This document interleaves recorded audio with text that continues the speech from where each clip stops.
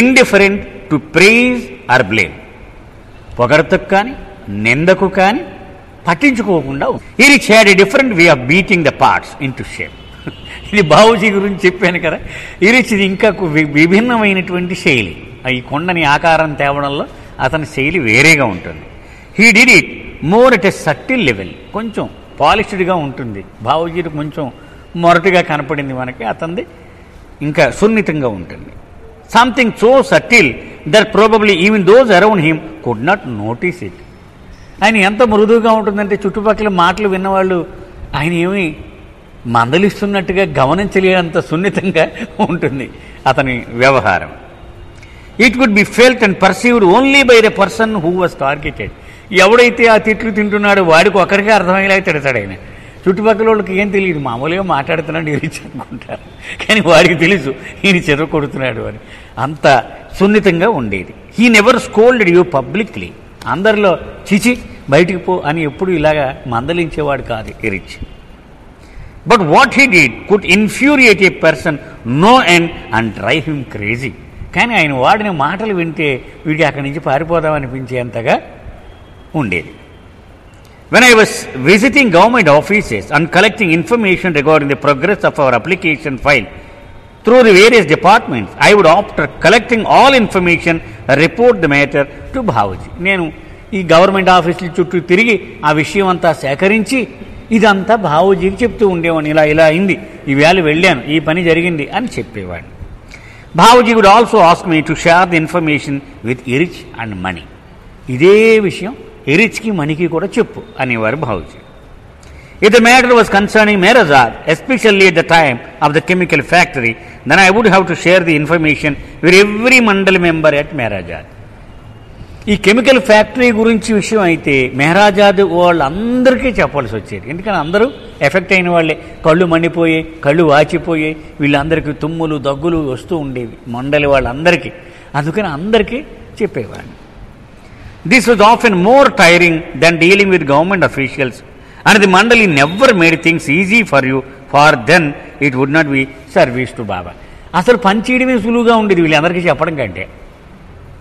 పని అయితే ఏదో ఆయాసపడి ఓడి కలిసేవాడిని అయిపోయింది. వీళ్ళందరికీ చెప్పడం ప్రాణం మీదకు వచ్చేది. ఎందుకని వాళ్ళు ఎప్పుడూ ఏ విషయాన్ని సులువుగా వదిలిపెట్టరు. అంటే బాబా స్టైల్ అది.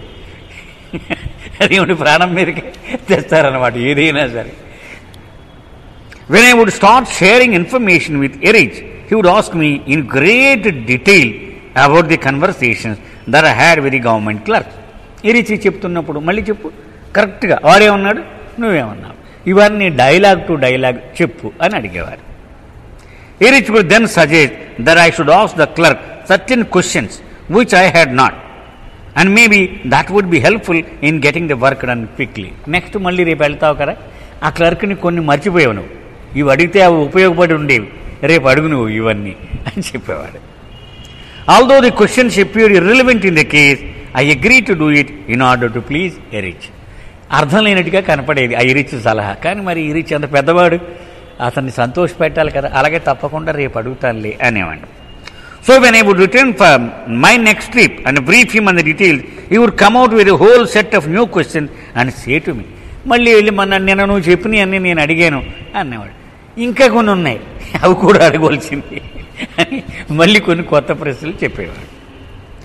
But why did not you ask him all these things, ఇవి కూడా అడుగుంటే బాగుండేది కదా అనేవాడు. Why don't you use your common sense, నీ కామన్ సెన్స్ను వాడచ్చు కదా, ఇది వ్యవహారిక జ్ఞానం. I did not see how asking all these irrelevant questions was going to help spread up the work, but because Irich wanted so, I agreed to do it. నాకు చాలా కోపం వచ్చేది, అర్థం పర్థం లేనట్టుగానే ఉండేవి, అయినా ఇరిచ్ కోసం అలాగే రేపు వెళ్ళినప్పుడు అడుగుతాను అనేవాడిని. For example, if the clerk had asked me to visit next week అని ట్యూస్డే మార్నింగ్, ఉదాహరణకి రాబోయే మంగళవారం పొద్దున్న రా మళ్ళీ అని అన్నాడు అనుకుందాం. Irich would ask me whether I had asked the clerk if he would be available in the afternoon also, or he would ask me what if the clerk is not available on that day, then who should you contact? అవేళ మధ్యాహ్నం కూడా ఉంటావా, ఒకవేళ పొద్దున కుదరకపోతే పోనీ ఎవరిని కలవాలి నేను అని కూడా నువ్వు అడగుండాల్సింది అనేవాడు Irich. When Irich started doing this after every trip, I started feeling harassed. ఇలా కొన్నాళ్ళు నడిచేటప్పటికి అమ్మ తినేస్తున్నాడు రా బాబు ఈయన, నన్ను హింస పెట్టేస్తున్నాడు అని నేను అనుకోవడం మొదలుపెట్టాను. So I decided when I was with the government official to ask him not only all the questions raised by Erich but also every question I could think of, no matter how irrelevant, including questions about his health and his family's life. ఇక అక్కడి నుంచి నేను ఒక కొత్త అలవాటు చేస్తున్నాను. వాడు అడిగినా అడగకపోయినా మీరు బాగున్నారా, మీ ఆవిడ బాగుందా, మీ పిల్లలు బాగున్నారా, నీకు అర్థం పర్థం లేని ప్రశ్నలన్నీ కూడా అడిగి అవన్నీ రిచి చెప్పడం మొదలుపెట్టాను. I would sit with the clerk and talk about everything under the sun. ఇక ఈ భూమి మీద ఏ విషయాలు అవసరమవుతాయో అవన్నీ అడిగేసేవాడిని వాడిని. Thinking of Erich and how he would raise some irrelevant point when I went back. నాకు అలవాటు అయిపోయింది కదా ఈయన ఏమేమి ప్రశ్నలు అడుగుతాడో ఇవన్నీ అడిగేసి ఇవన్నీ ఇరీజ్కి చెప్పేవాడిని. So before returning to Erich I made sure that I had asked every conceivable question before I left the clerk in peace. ఇక ఆలోచించేవాడిని, మళ్ళీ ఇరీజ్ ఏమడుగుతాడు, ఇరీజ్ ఏమడుగుతాడు, ఇరీజ్ ఏమడుగుతాడు, ఇవన్నీ వీడిని అడిగేసేవాడిని. Nevertheless after sharing with Erich everything he would tell me but you framed that question wrongly. అన్నీ చెప్పేసేవాడిని, ఇంకా అతనికి అడగనాకేమో ఉండేది కాదు. కానీ ప్రశ్న ఇలా అడగకుండా ఇలా అడుగుంటే బాగుండేది, అదే ప్రశ్న అనేవాడు. మళ్ళీ దాన్ని అడగడంలో ఇలా అడిగి ఉంటే బాగుండేది. Erich would insist that I should have framed it differently. చెప్పేవాడు నెక్స్ట్ టైం నువ్వు వెళ్ళినప్పుడు మాత్రం ఇది మార్చి అడుగుతుండే, ఇలా కాదు నువ్వు అడిగే విధానము.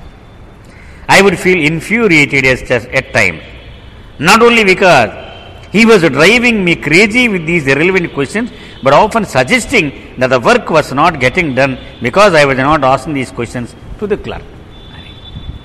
ఒక పక్క నా కడుపు మండిపోతుంది నీ పిచ్చి ప్రశ్నని అడగమంట, రెండో పక్క నువ్వు సరిగా అడుగుంటే పని అయిపోయేది, ఇప్పటికే నువ్వు అడగటం లేదు కాబట్టి పని అవటం లేదని వాడు ఇంకా కష్టంగా ఉండేది.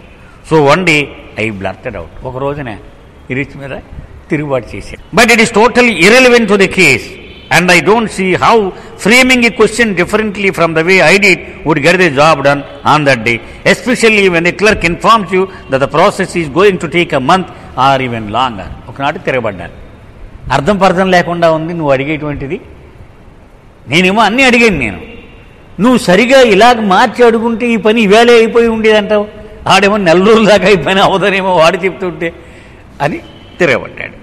ఇరీజ్ would just insist that the question be framed correctly, for it might be possible that the clerk had not understood the manner in which I framed the question and so the work was not getting done. అలా కాదు, వాడికి అర్థం చేసుకోలేదు నీ ప్రశ్నని, వాడు కరెక్ట్గా అర్థం చేసుకుంటే నీ పని అయిపోయి ఉండేది అని నెమ్మదిగా చెప్పేవాడు. Feeling exasperated I would just walk away. కోపం వచ్చి ఆయనతోటి ఏం మాట్లాడకుండా అక్కడి నుంచి వెళ్ళిపోయేవాడు.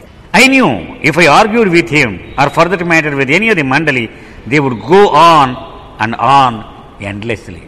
నాకు తెలుసు వీళ్ళ స్టైల్ ఏమిటి, నేను ఆర్గ్యుమెంట్లోకి దిగానంటే ఇక అలా అనంతంగా ఆర్గ్యుమెంట్ నడుస్తూనే ఉంటుంది. As long as one reacted to their needling they would continue to needle that person endlessly just like బాబా. వీళ్ళ స్టైలు బాబా స్టైలే. వాడు ఆర్గ్యుమెంట్ చేసినంతసేపు అలాగ పొడుస్తూనే ఉంటారు వాళ్ళు, తెలుసు నాకు. So I try to avoid Erich అంచేత నేను కొంచెం దూరం మెయింటైన్ చేసేవాడిని. But even that did not work, for he was very observant and would catch me sooner or later. అలా వెళ్ళిపోతూ ఉంటే పట్టుకుని ఏమిటి నాకు విషయం చెప్పట్లేదు, నేను తప్పించుకోగలను అనుకుంటున్నావా, నేను మాత్రం నిన్ను వదలను అనేవాడు. Eventually I started using wit and humour around Erich and the rest of the mandali. ఇక దీన్ని తప్పించుకోవడానికి హాస్యం, చతురత ఈ రెండు చెప్పి కొంచెం తప్పించుకోవడానికి ట్రై చేసేవాడిని, ఇరుచుతో కానీ మండలి వాళ్ళతో కానీ. I notice that it helped, for even though they needle me as part of their spiritual training, they did not go on and on endlessly if I used wit and humor. తిరుగుబాటు చేయడం మానేసి ఇలా నవ్వుతూ చతురతతో సమాధానం చెప్తూ ఉంటే వాళ్ళు కూడా కొంచెం తగ్గినట్టుగా నేను గమనించాను. వాడు నన్ను కొట్టడం మాత్రం మానలేదు, కానీ నవ్వుతూ అది ఎంజాయబుల్గా ఉండేదన్నమాట. Also as time passed by it helped me to react less to their needling. రోజులు గడిచే కొద్ది నేను పెద్ద ఎక్కువగా తిరగబడ్డం మానేశాను. And gradually I began to feel and perceive that it was Baba doing it through them. నెమ్మదిగా నాకు ఒక జ్ఞానం వచ్చింది, బాబాయే వీళ్ళ ద్వారా ఈ హింస పెడుతూ ఉన్నాడు అనే జ్ఞానం వచ్చింది. As long as I reacted I could not perceive it because of my own negative emotions. But when I stopped reacting and started accepting the needling, making light humour of it, I began to feel and perceive that it was Baba doing it. ఎప్పుడైతే నేను తిరగబడ్డం మానేసి వాళ్ళ గురించి చెడుగా ఆలోచించడం మానేసి దీన్ని అంగీకరించడానికి సిద్ధం అయ్యానో అప్పుడు ఈ కొత్త విషయం అర్థమవుతుంది. బాబాయే చేస్తున్నాడు ఇదంతా, ఈ రిచ్ కాదు, బాబాయే చేస్తున్నాడు అని నాకు అర్థమయ్యేది. This was the game Baba enjoyed playing. బాబాకు ఇలాంటి ఆట ఆడడం అంటే చాలా ఇష్టం. And now he was doing it through the మండలి. శరీరంతో ఉన్నంతసేపు బాబాయే ఇలా చేసేవాడు, ఇప్పుడు మండలి వాళ్ళ ద్వారా బాబాయే ఇదంతా చేస్తున్నాడు. So when Erich would pick and a new resident about something most irrelevant and in his most dramatic way make it appear as if he concerned resident had committed a very serious error, I would jokingly comment, oh my God, how could he do such a thing? He has committed the most original sin around this place. He deserves to be punished. నేను ఇలా గమనిస్తూ ఉండేవాడిని. ఎవరో కొత్తవాడు వచ్చేవాడు, వాడు ఏదో ఇలా జరిగిందని కొంప ముంచేసావు అని ఈ సీన్ అంతా యాక్ట్ చేయడానికి ట్రై చేస్తుండే పక్క నుంచి అనేవాడిని, చాలా ఘోరమైన తప్పు చేసేసావు నువ్వు, చాలా ఘోరం, నీకు శిక్ష తప్పదు అనేవాడిని పక్క నుంచి. I have kept the nails and cross ready in my room in case you want to do it. ఇరిచ్ నీకు వీడిని సిలువ వేసేయాలందా? రెడీగా ఉంది, నా దగ్గర సిలువ ఉంది, మేకులు ఉన్నాయి, సుత్తి ఉంది, తెమ్మంటావా అనేవాడిని. All you have to do is give me the green signal. నువ్వు జెండా ఊపడమే చాలు, నేను పట్టుకొచ్చేస్తానేవని, రెడీ నా దగ్గర. Erich would laugh and so would every one around him and that would light in the atmosphere. నేను ఇలా అనడం మొదలెట్టిన తర్వాత ఎరిచ్ నవ్వేసేవాడు, సరే పోరా అనేవాడు వాడిని. అందరూ నవ్వేసుకునేవారు, మండలి వాళ్ళు అందరూ కూడా నవ్వుకునేవారు. It was only in later years that I realise that the mandali were training us to be indifferent to praise or blame. వాళ్ళు ఏమిటి ప్రయత్నం అంటే పొగడ్తకు తెగడతకు అంటే విమర్శకు, రెండిటికి నవ్వుతూ ఉండాలి, మనం పట్టించుకోకూడదు. అది వాళ్ళకి కావలసినటువంటి రియాక్షన్ మన దగ్గర నుంచి. పొగిడితే అలాగో సంతోషం, చొక్కా పట్టేది, తిట్టినా కూడా నవ్వుతూనే ఉండాలి. అప్పుడు వాళ్ళు ఏమో పట్టించుకోరు మన జోరు. మనం రియాక్ట్ అవ్వడం మొదలెడితే మాత్రం వాళ్ళు కొడుతూనే ఉంటారు. ఎందుకని? నిందకి మనం స్పందిస్తున్నాం, అది ఉండకూడదు. To continue keeping our focus and work for Baba without reacting.